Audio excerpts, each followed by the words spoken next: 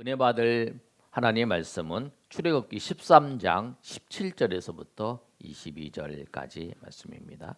출애굽기 13장 17절에서부터 22절까지 말씀. 우리 한 절씩 교독하도록 하겠습니다. 제가 먼저 17절 읽습니다.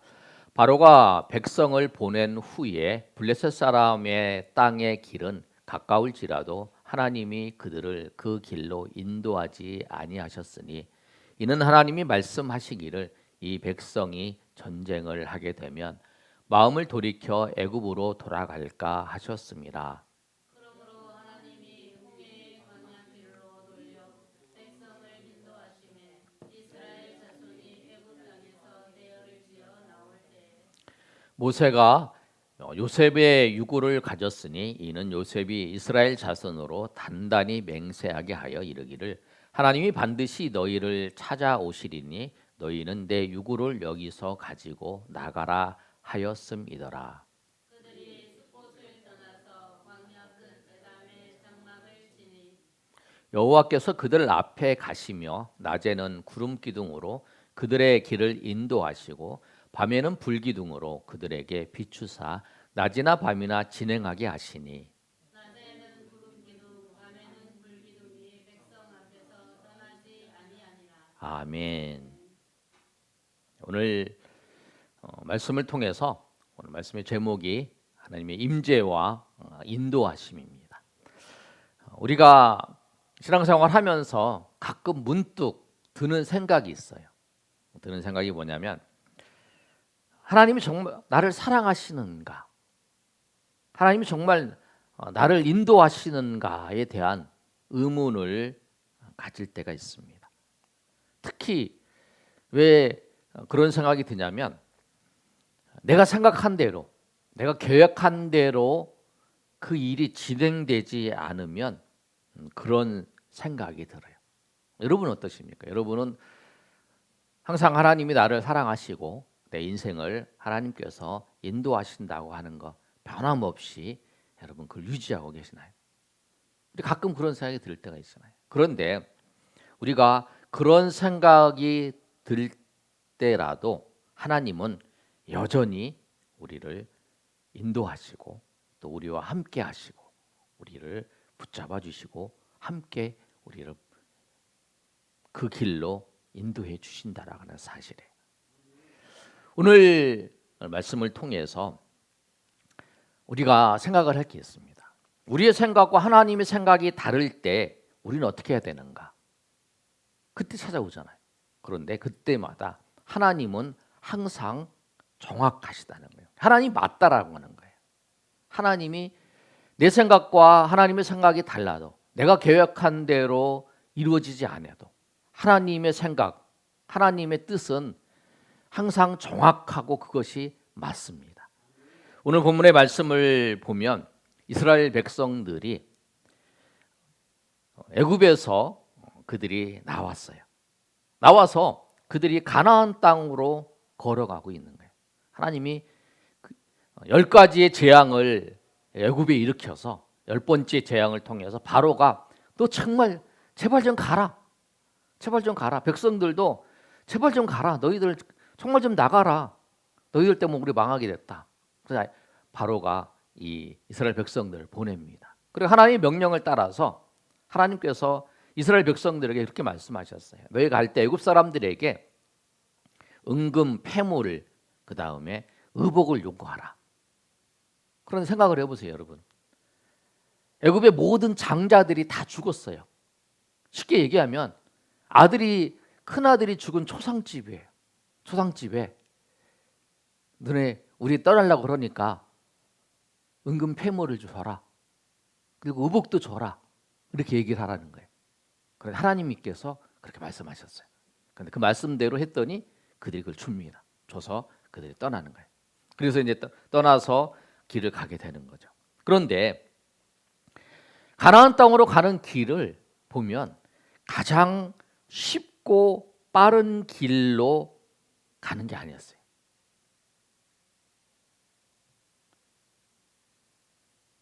바로 가는 길은 이렇게 쭉 가면 되는데 여러분 나중에 조금 있으면 제가 지도를 보여드릴 건데요. 쭉 가면 되는데 이 멀리 돌아서 가는 거예요. 여러분 우리가 이럴 때 어떻게 생각을 합니까? 우리가 어디를 가요. 근데 가는데 가장 빠른 길을 놔두고 이렇게 돌아서 왔어요. 그리고 내비게이션이 나를 인도하는데 빠른 길을 놔두고 좀 쉬운 길로 인도하잖아요. 그 길로 인도해서 왔어요. 아, 그럼 내가 이 길 알았으면 이 내비 안 따라가고 이 길 따라서 갈 건데 그렇게 생각을 하는 거예요. 그리고 우리가 가장 빠른 길로 안 가고 돌아서 오면 마음이 불편해요. 아, 이 길로 와야 되는데 이렇게 돌아서 와서 10분을 늦게 왔네, 뭐 20분을 늦게 왔네, 막 이러는 거죠. 근데 이스라엘 백성들을 하나님이 인도할 때에 가장 빠른 길로 인도하지 않는 거예요. 우리가 여러분 버스를 대중교통을 이용할 때도 검색을 할 때 우리가 제일 먼저 보는 게 뭐예요? 가장 빠른 길을 보잖아요. 여기 가는 데는 20분 걸린다, 30분 걸린다. 그러면은 가장 빠른 길 어디냐? 20분 따라서 가는 거잖아요. 그런데 하나님께서 이스라엘 백성들을 가장 느린 길로 인도하셨다요. 그들이 가장 늦은 길, 가장 오래 시간이 걸리는 길로 하나님께서 인도하셨다는. 그럴 때 여러분의 마음이 어떻겠습니까? 그림 한번 보여주시죠. 지도 한번 보여주세요. 지도를 보시면 이스라엘 백성들이 지금 애굽에서 나와서 이제 여기서 출발을 하는 거죠. 여기서 나와서 비도 없는 숲곳을 지나서 이제 여기서부터 쭉 가는 거예요. 그러면 여기 이 길로 쭉 올라가면 제일 빠른 길이에요, 이게. 그리고 두 번째 빠른 길이 여기로 가는 거예요. 이렇게 광야를 지나서 이렇게 하는. 그런데 이스라엘 백성들을 하나님께서 어느 길로 인도하시냐면 이렇게 돌아서 이렇게 인도하시는 거예요. 이 길로 하나님께서 인도하시는 거예요. 왜 그런데 하나님께서 왜 이렇게 인도하셨을까? 그렇게 딱 보고 아니 저 세 길 중에서 저 빠른 길을 놔두고 왜 저렇게 인도하셨을까? 우리가 마음이 불편해져요. 우리가 어느 길을 갈 때요, 누가 내 길을 알려줬어요. 나에게 이 길로 가라고. 그런데 가장 늦은 길로 알려주면 마음 불편하잖아요. 그런데 하나님이 그렇게 하셨을 때 그 이유를 알아야 되는 거죠. 하나님 왜 그러셨는가? 하나님께서 오늘 17절의 말씀을 통해서 말씀하고 있어요. 우리 17절 말씀 우리 한번 읽어볼까요? 자, 시작. 바로가 백성을 보낸 후에 블레셋 사람 길에지라도 하나님이 그들을 그 길로 인도하지 아니하셨으니 이는 하나님이 말씀하시기를 이 백성이 전쟁을 하게 되면 마음을 돌이켜 애굽으로 돌아갈까 하셨습니다. 애굽의 마지막에 국경 수비대가 있어요. 그래서 그들이 갈 때에 거기서 막힐 수가 있죠. 그리고 그 길로 올라가다 보면 누가 있냐면 블레셋 사람들이 있어요. 그 블레셋 사람들이 가장 호전적인 백성이잖아요. 그들과 마주치면 전쟁을 벌여야 되는 거죠. 전쟁이 두 번을 칠 수가 있어요. 그래서 하나님께서 그 길을 보내셨어요. 그럼 두 번째 길로 보내셨을까? 두 번째 길에도 전쟁의 위험이 있어요. 세 번째 길은 그 길은 전쟁의 위험이 그렇게 많지 않은 지역이죠. 왜냐하면 그게 광야이고 거기 아주 그 척박한 땅이었기 때문에. 그래서 하나님께서 그 길로 인도하셨다는 거예요. 그런데 하나님은 그 길, 이 백성들을 보호하셨을 뿐만 아니라 하나님께서 처음에 그 길을 처음 예비하신 거예요. 왜? 모세를 부르실 때 하나님께서 뭐라고 말씀하셨냐면 너희가 애굽에서 나와서 시내산에서 예배할 것이다 라고 말씀을 하셨어요. 출애굽기 3장 11절에 모세를 하나님께서 부르실 때에 그때 말씀하신 말씀이에요. 한번 읽어볼까요? 11절 제가 11절 다른 말씀이군요. 3장의 말씀이 이런 말씀이 있는데요. 자, 하나님이 이르시되 내가 반드시 너와 함께 있으리니 내가 그 백성을 애굽에서 인도하여 낸 후에야 너희가 이 산에서 너 하나님을 섬기리니 이것이 내가 너를 보낸 증거니라. 3장 11절 이후에 있는 말씀 같아요. 하나님께 뭐라고 하냐면 내가 너와 함께해서 그 백성을 애굽 땅에서 인도해 낸 후에 이 산에서 하나님을 섬기다. 그렇게 말씀하셨어요. 그러니까 애굽 시내산에 호렙산, 시내산 같은 말씀이잖아요. 같은 말인데 거기서 하나님이 부르시고 내가 이 산에서 너희 백성을 불러서 예배할 것이다. 그것이 내가 너희에게 보낸 증거다. 이렇게 말씀하신 거예요. 그래서 하나님의 계획에 따라서 시내산에 와서 그러니까 제일 세 번째 그 길에 와서 하나님 앞에 예배하게 되는 거죠. 그리고 이 사건을 통해서 하나님께서 하나님이 율법도 주시고 성막을 만들 그 방법 설계도 주시죠. 그래서 이스라엘 백성들이 그 하나님의 말씀도 받고 하나님의 그들과 임재하고 하나님과의 언약을 맺는 그 시내산 언약이 거기서 맺어지잖아요. 십계명도 받고 그 일들이 진행해요. 그러니까 하나님께서는 하나님의 계획이에요. 우리가 우리 인생 속에서 이해되지 않는 사건들이 있잖아요. 그리고 이해되지 않는 방법으로 하나님이 역사하실지라도 우리는 신실하게 하나님을 바라봐야 돼요. 우리가 하나님을 이해하지 못해서 그런 거지 하나님은 변함없이 신실하신 계획을 가지고 하나님 백성들을 인도하시고 역사하고 계신다라고 하는 사실이에요. 우리 그 사실을 꼭 기억하셔야 돼요. 내가 지금 보기에는 가장 늦게 가는 길로 가.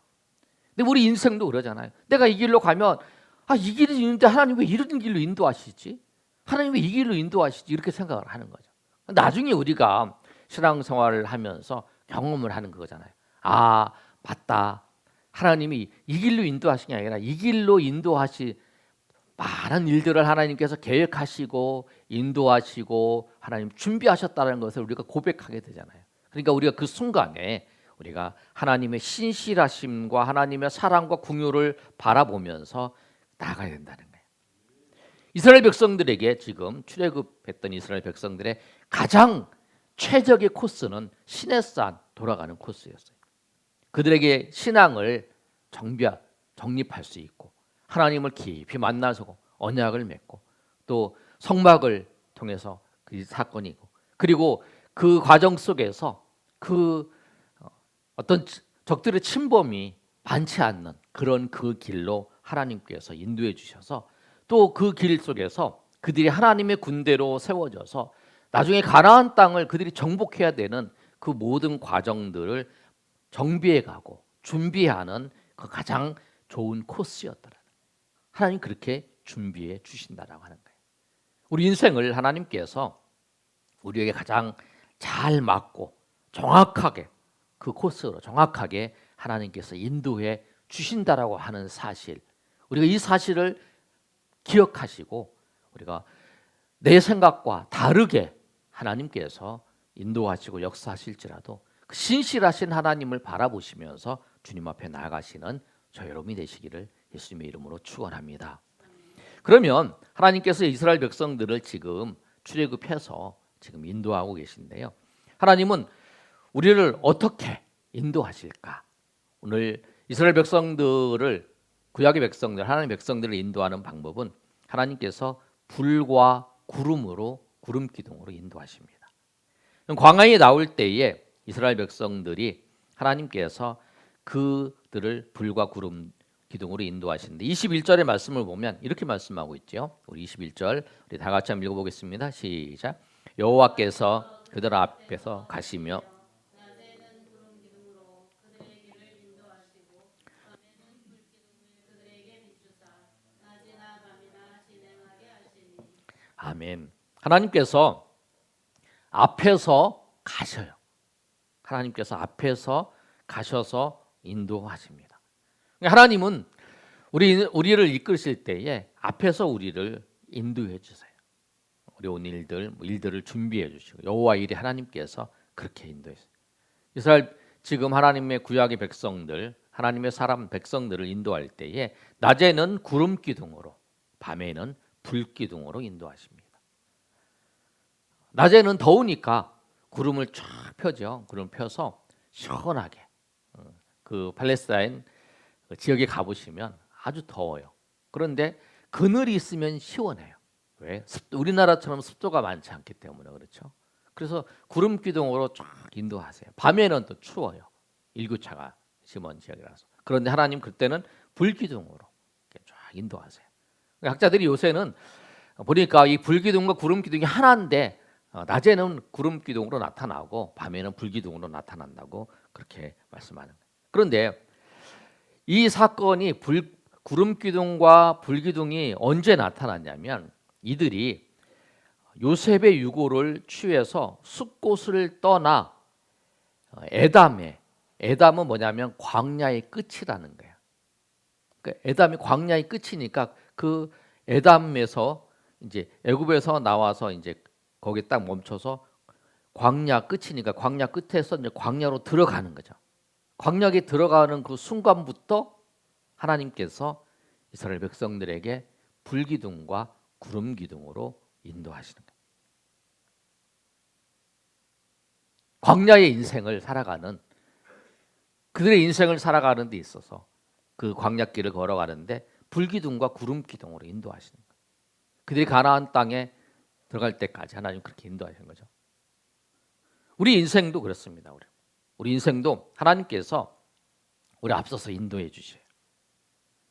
그래 하나님이 앞서서 인도해 주시는데 우리가 하나님의 인도하심을 보지 못하는 이유가 뭘까요?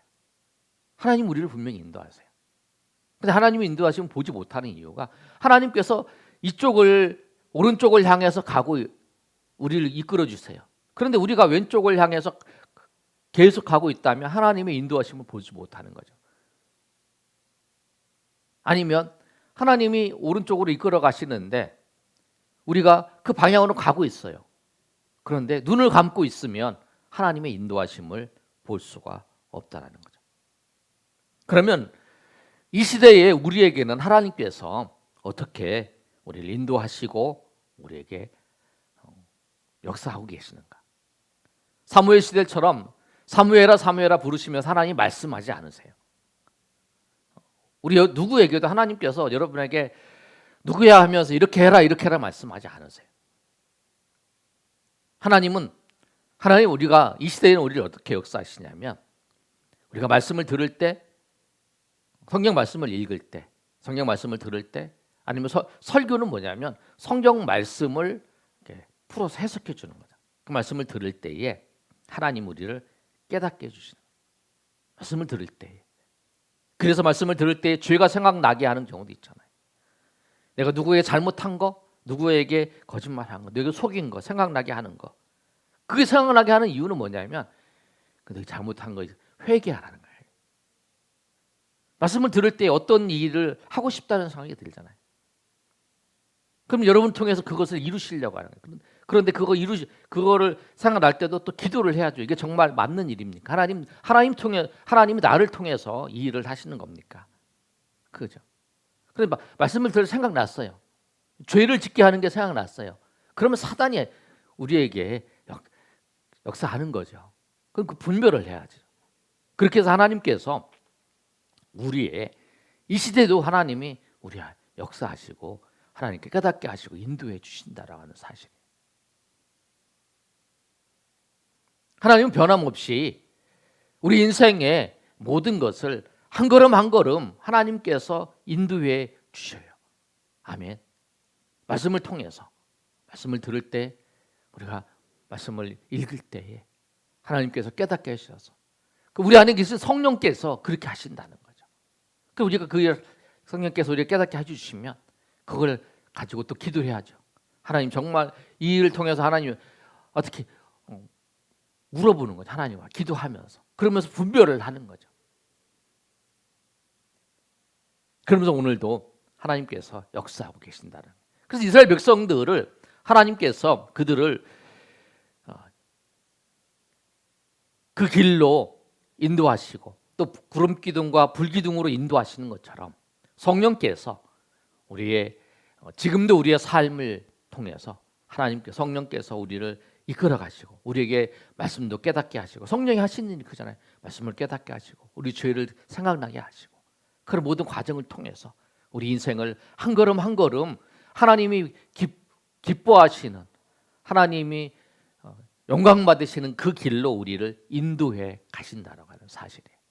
그럼 오늘도 그래서 우리가 항상 주의 말씀을 우리가 중심하며 살아가는 이유가 그 말씀을 통해서 우리의 삶의 길을 한 걸음 한 걸음 인도하시는 그래서 시편 기자는 그렇게 고백하잖아요.